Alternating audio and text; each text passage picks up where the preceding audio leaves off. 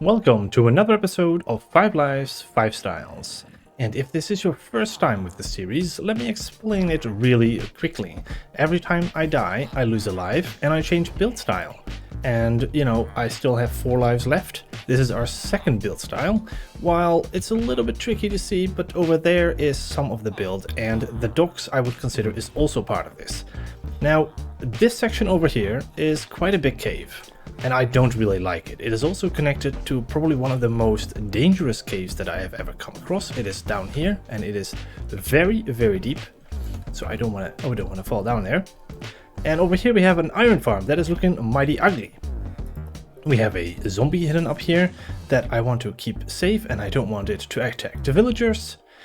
And yeah, so I have also gone ahead and collected a little bit of resources. I am going to be collecting a bit more, and I want to transform this cave into a beautiful amethyst cave. Now, of course, we have this amethyst node here that I want to use every now and then to collect some amethysts. But this entire cave, I want it to be quite pretty. I want some amethyst gemstones on several spots, and I want it to be a lot more interesting and beautiful to walk through instead of this wood over here and connecting this to the city. Now, the connection part, I am not sure if we'll get to it this episode. I will do my best to do so. Depends a little bit on how long this transformation will take, because it's a lot of resources. I also want to go ahead and extend the mineshaft this episode, which I am thinking I will have to do some caving, because it is connected to one of the bigger caves I think that I have found so far. And I want to explore it and see where it leads. Now, what am I going to do? I'm going to quickly show you a few clips of me collecting some of these resources and probably collect a few more. And then we're going to come back right here and start building.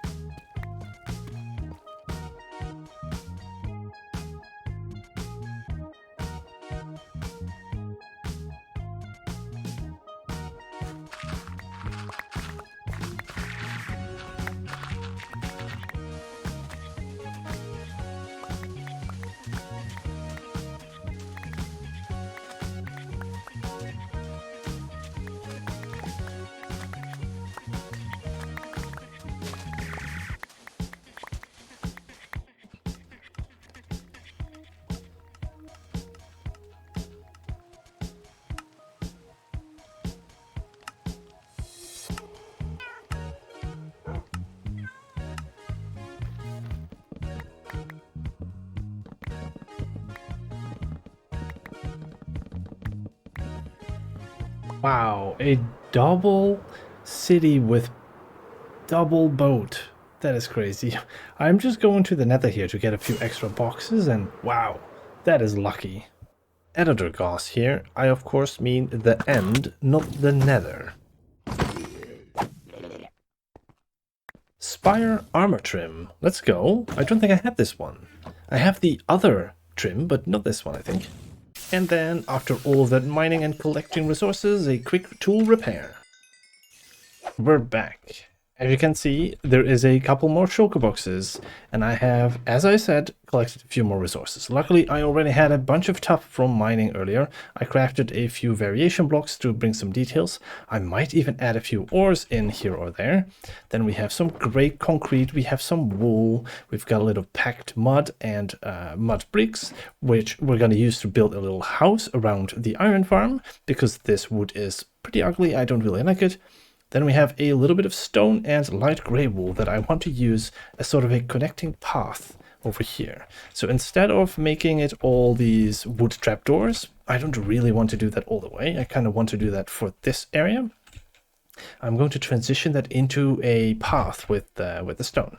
So that's something I want to do as well. And then of course we have tons of cobbled deep slate for the walls, and then for the ceiling I want to make it a combination of mud and light gray wool, or sorry, gray wool. And then for the floor, we've got gray wool, we've got some smooth basalt, and some gray concrete powder. And as you can see, I also have a bunch of carpets here that I'm going to be using to make it spawn proof. As you can see, this area here is mostly slabs, and that is because the area that the iron golems can spawn in needs to be slabs, or at least other blocks that they can't spawn on. And that leaves us with only a couple of blocks basically that we can use. At least in this tint. We have, of course, the cobbled deep slate variant blocks that we could use. We have the gray carpets, and I think that's mostly going to be it. So that's what we're going to be challenged with, to keep it with slabs, stairs, walls, and carpets. So yeah, let's go ahead and start a time-lapse and build this cave. Before I forget, I want to actually disable this farm so I can freely tear up this floor and replace it with new blocks, because otherwise maybe there will be an iron golem that spawns, and especially if I start going near the zombie, that will probably be a very, very bad thing. So let's go ahead and quickly do this. Well, quickly I say, but I'm gonna have to be a little bit careful. I'm gonna have to make sure that nothing can spawn while I do this as well. So that's why I'm using slabs right here. And then what I'm gonna do is I'll place slabs up here for now. Oh, that works too, I guess. Then I'm gonna lock these in so they won't be able to see the zombie anymore. And that should be disabling the iron farm for now. And then later I'm going to also make it so that I can activate and deactivate the iron farm, because it's so much overproducing the iron right now. So whenever I need it, I can turn it back on. So yeah, let's now go ahead and actually start the time lapse.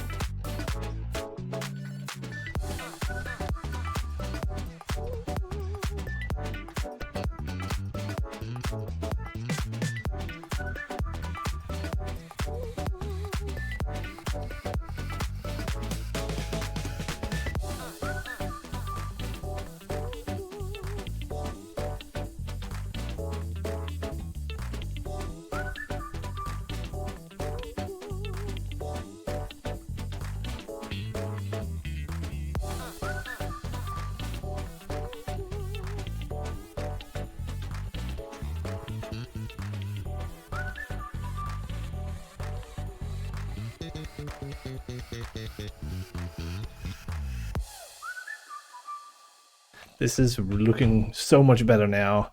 We have amethysts all around us, and I covered up this bit a little bit. And the one thing that I still have to do, I guess, is open this up so we can see the cave below. Now, this is extremely dangerous, but obviously we're going to do that here. And I might have to change this diorite to andesite at some point.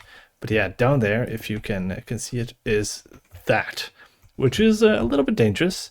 But yeah, that's something that we're going to do eventually. So let me go ahead and torch this so nothing spawns there. That's something that I want to open up. We'll maybe do that later in the episode.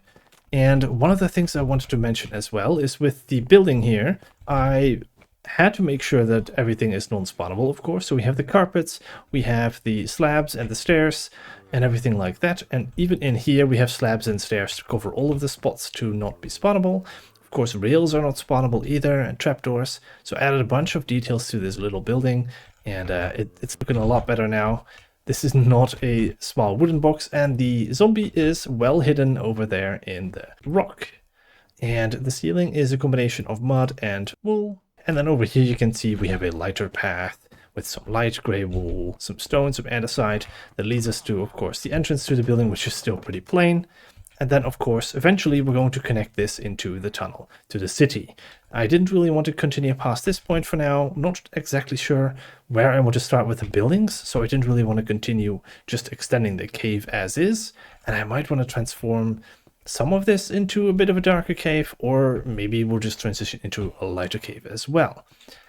Now, I am very happy with this, and of course also added a bit of a working station here, I would say, like as if they're built this to collect from this node as well, right? We have, of course, these nodes that are being collected from, but this one is quite in reach. So maybe that's one that they also want to harvest every now and then, because the other ones are quite high up and might not be so suitable to harvest. Now entering this cave is a lot more interesting. One other thing is that I extended a little bit past the back here. It's a little bit difficult to see, but the reason I did this, and I of course also made a little bit of detail andesite and some light gray wool to blend it with the regular stone. It doesn't go all the way up, but there, of course, it doesn't really blend as well. Eventually, maybe I'll make some more blends here, just like I did over there, so that we don't get this harsh transition from above to down below here. That would be nice, but for now, look at that, there's this giant hole. Yeah, there's definitely some things that we could make even better here, but I'm already very happy with this. Next up, what I want to do is I want to explore a different cave, a cave that is close to the mineshaft that we've created. Now, of course, we have a mess of shulker boxes right here that we've mined out and collected. So yeah, that's going to need to be cleared up eventually as well. But we're going to be exploring a cave. And I already know that there is somewhere around my base, there is an ancient city. I've been running into the deep dark, just like you saw down there, like every once in a while. And I did find an ancient city somewhere below my base, more towards the ocean. So if we do run into an ancient city, that's going to be very interesting and super dangerous. But I do want to go to that. Now, in one of these boxes, there is a bunch of gray wool. And since I already have this gray wool here, I might as well bring this box with me and go into the ancient city, because wool blocks all of the sound, or at least you can place and break it without alerting the warden. So let's go ahead and explore the cave and possibly an ancient city. Well, it sure didn't take long. Here we go. We got some deep dark. Let's go ahead and see if we can explore this. Now, I have my elytra with me. I have firework rockets. I also have potion of strength and potion of night vision. I don't know if I need the strength, actually. The night vision potion might be useful when we do find the ancient city, but not now. Not yet, anyway. Oh, there's rotten flesh we can keep here. We don't need the bones either. We've got so many. What I'm going to try and do is I'm going to try and go through here and hopefully not spawn any wardens, because that would be absolutely terrifying. Now, there is a way out. I did bring my elytra in case I need an escape, but oh my goodness. I am terrified, actually.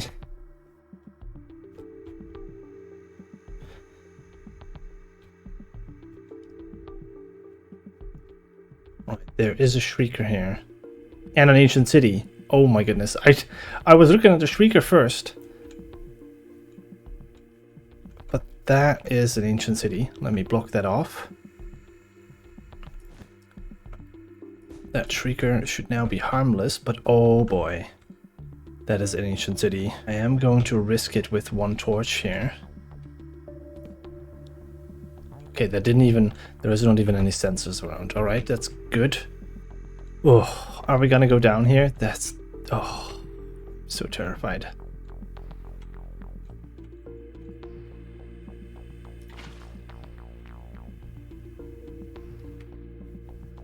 Now, going down this, will that trigger this? That's what I'm worried about. What I want to do actually is...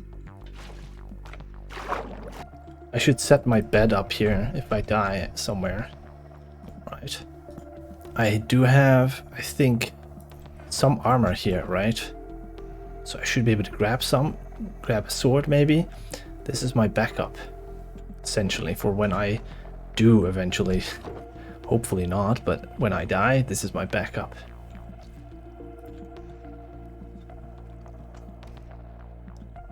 Oh wait, my night vision potions, hang on. Should grab a few more on me. I'll keep 3 on me. That is about 24 minutes of night vision. That should be alright. That way it should help a lot. Let's go ahead and consume the first one. That should help a lot with exploring this. Alright, are we just gonna jump down? We have a few triggers that we can do, right? Let's just jump down. Oh boy. I'm so terrified. Now over there, I think, was it... oh god. There is one portion of this that I have seen, at least. I have not gone into this ancient city, but I have seen this, I think, from a different point. Oh god. This is a very slow descent. I could have just dropped down, I guess, but I don't want to risk it. Let's go ahead and grab this.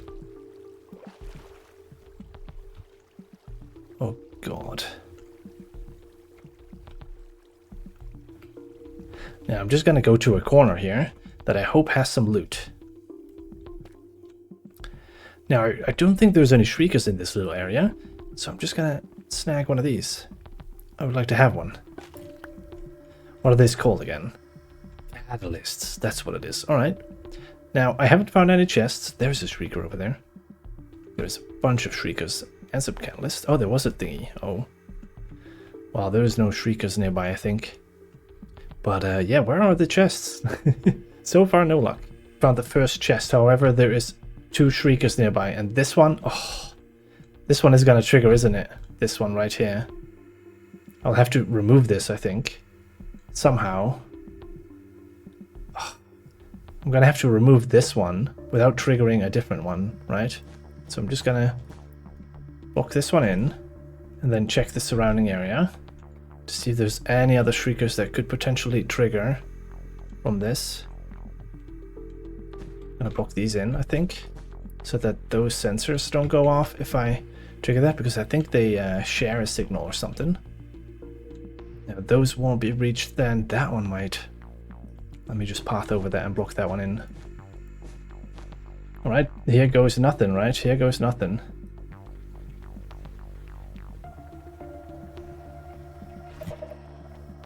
Oof, that worked. Okay, that worked. Okay, we got some disc fragments, some name tags, a bunch of soul torches. I guess we take those. Oh, efficiency mending. Alright, well, I can possibly use that. I don't need torches right now. Oh god, all the lava down there.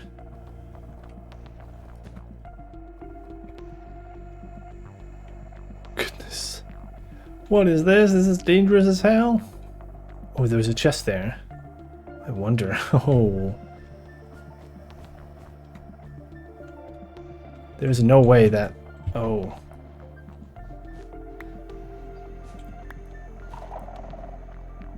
Oh, that could have been bad, but that also helps. So that is pretty tricky with the carpet. If you accidentally destroy that, it could be bad. Alright. Now I know that encasing the block as much as possible could help, right?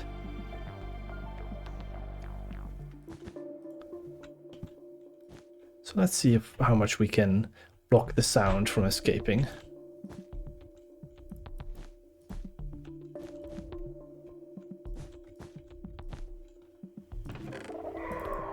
Oh god.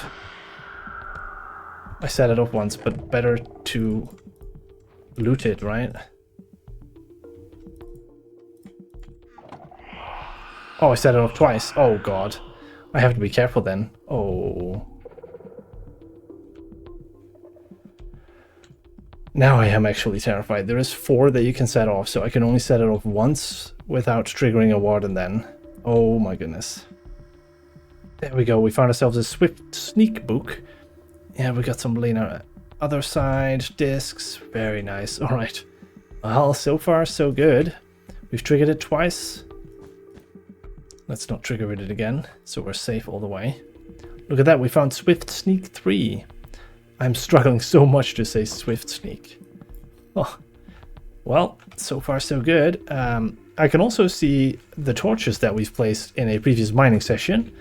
So I think that I am pretty close to a quote-unquote safe area, but there is so much lava underneath this place, it's actually ridiculous. Like, look over here. What is going on with these giant lava lakes here? And how am I gonna get there? Like, is that even where I would want to go? No idea, I don't think so. I think I'm gonna try and find a few more chests and then leave. My night vision is about to run out. I think I have seen about all that I can from this place. I've got a Swift Sneak 3, I've got the music disc, maybe the armor trims, right? Oh, I do want the armor trims, kind of. But I might have to go to a few more ancient cities to get those. Block it in like this. Oh god.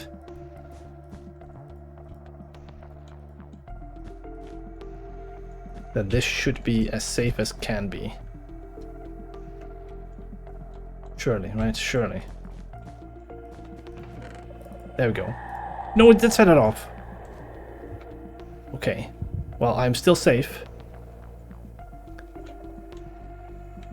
I blocked it in by accident. I wanted to quickly open it and loot it, but... Alright, I think this is our time to leave. We might be good if we wait a few minutes for some of the triggers to dissipate. Oh, there was another chest there not looted. Another time, another time. How fun it would be to spawn a warden on accident, right? Oh man. This is some of the more terrifying stuff in Minecraft. I like it though, it's fun, but man. Alright, I think we make our exit here, our very heroic exit. And not spawn a warden on the way out. And we're safe. Oh, well, that was a fun little excursion here. Luckily, no death happened, which is always great. Alright, since we got Swift Sneak, let's go ahead and apply it to our pants. Because, you know, while that makes sense to be applied to boots, it actually goes on the pants from what I remember. There we go. We can enchant it, and now we can swiftly sneak instead of, you know, going super slow. And I wanted to equip it over there. So now, look at that. Oh, that's so fast. That's gonna take some getting used to. I don't think I've ever had Swift Sneak on my pants. Well, now we're gonna have it, and we're gonna fall off of things even more. Wonderful. Now, unfortunately, in the past few weeks, I have had some very sad news. My very dear Sushi, my cat, has unfortunately passed away.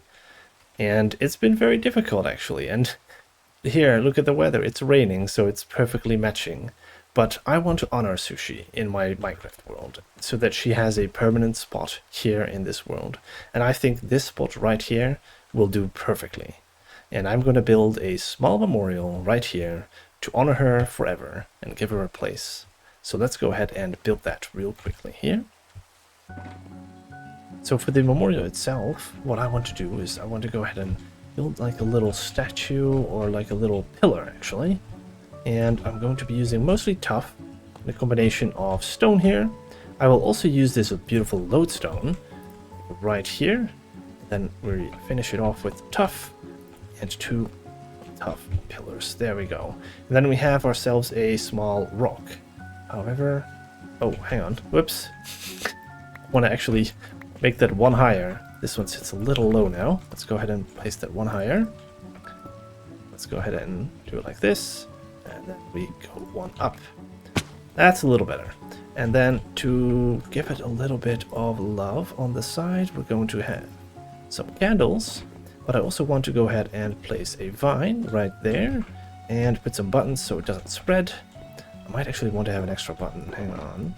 To give the pillar itself a little bit of detail on the other side as well. There we go. See that? You get a little bit of knobs on the side. And then we go ahead. Oh, no, I don't want it there. Place the candles. Oh my god. My scroll wheel. We place the candles there. And then I should have a torch. Light the candles. There. Beautiful.